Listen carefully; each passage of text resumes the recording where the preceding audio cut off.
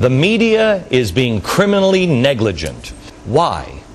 Why is no one in the media, why is no one in the government, why is no one in this country speaking out and saying, hey, wait a minute, what's going on here? When gigantic countries like China, Russia, France, all of them are speaking out, including the UN now, and they are publicly attacking the US dollar and support dropping it as the world's currency.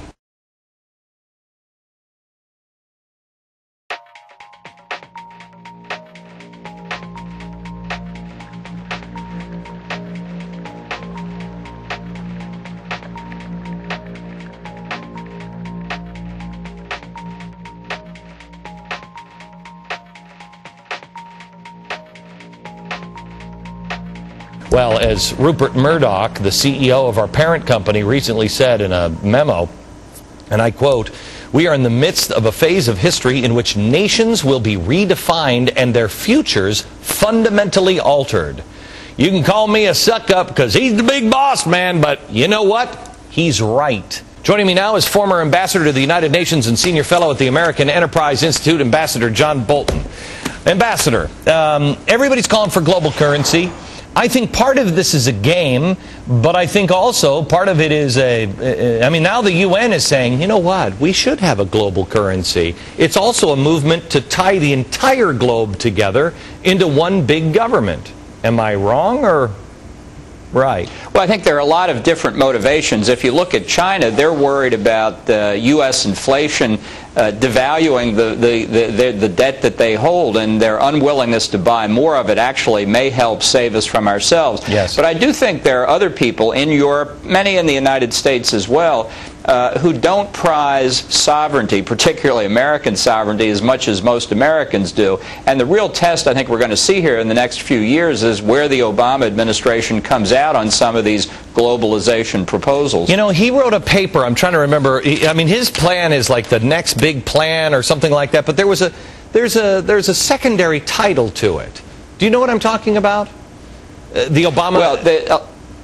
Well, a lot of his advisors have talked about concepts like responsible sovereignty, whatever that means, and it's a way of preconditioning people to get used to a lessening of the decision-making that we do in Washington, of transferring responsibility to international organizations. Now, they're never going to say that. They're never going to say, you know, we think we need less American sovereignty. They're going to characterize it very differently, but the net impact of moving in a number of these directions will have exactly that effect. Right. Responsible sovereignty. I mean, sovereignty is sovereignty. And if we are indebted to everybody, if our value of our dollar isn't worth anything, we can't have any kind of sovereignty, can we?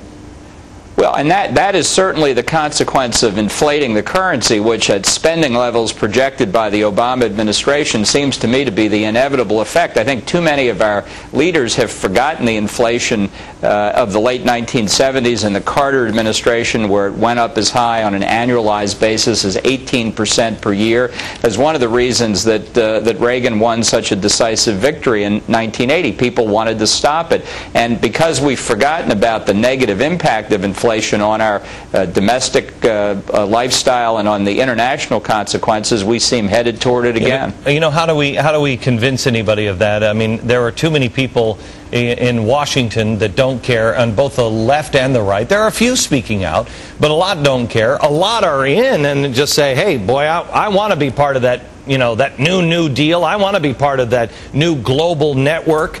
And the rest of the people, my daughter, I was thinking this today, my oldest daughter, John, was born in 1988.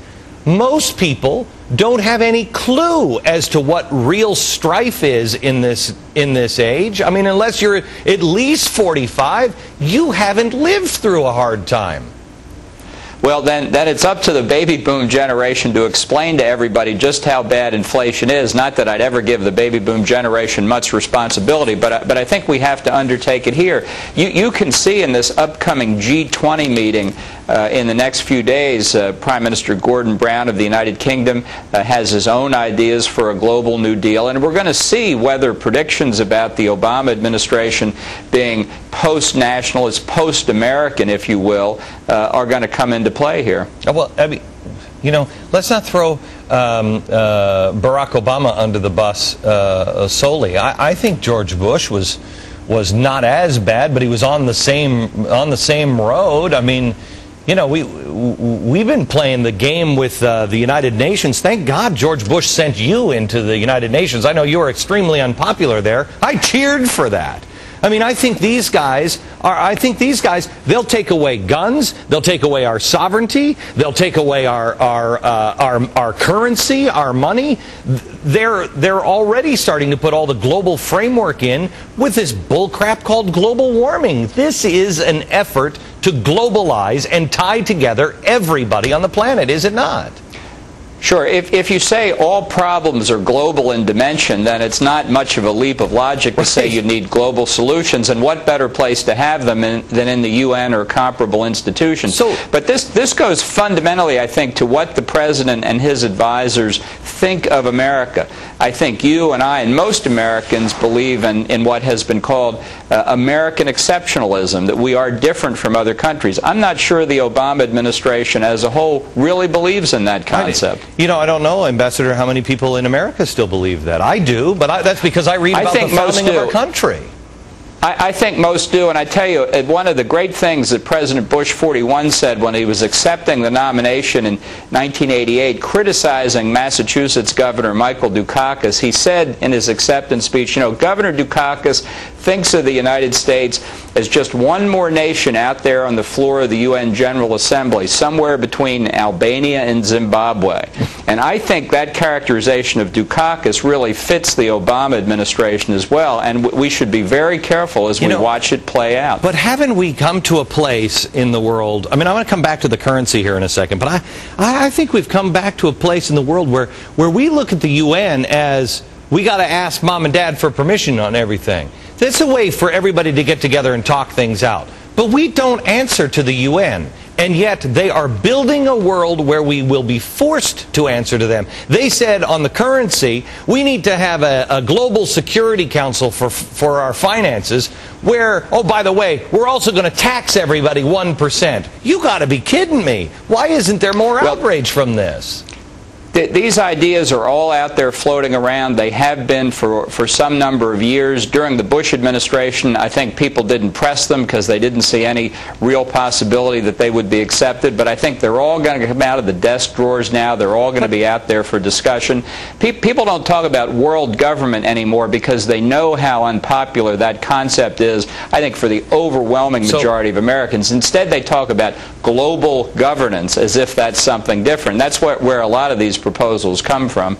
So let me take you here into the dark recesses of insanity, I guess, and that is, look, I mean, all you need is Rahm Emanuel's phrase, and that is, you just need an emergency. We are trashing our dollar. We are racking up so much debt. We are devaluing our dollar. We have other countries that are also saying, we got to get out of the dollar. Their countries are also struggling. If you have this thing melt down, if it collapses, all you need, because they're already saying it, we need a global solution. All you need is the emergency, and all that stuff that was in, you know, the drawers of people's offices forever come out, and they become reasonable because people are hungry, and the UN provides an answer. Is that crazy to think that? If the administration continues these proposals for massive increases in federal expenditures, massive deficits, they've got to find a way to fund it. And it's either through more government debt or printing money, both of which have the impact of reducing the value of the dollar. And when you get away from the concept of a strong dollar, which is important to us economically and politically, people are going to say, we want alternatives. And that fits right into these suggestions by China and Russia and others. So our own domestic policy is doing this to the dollar. It's not some conspiracy from outside.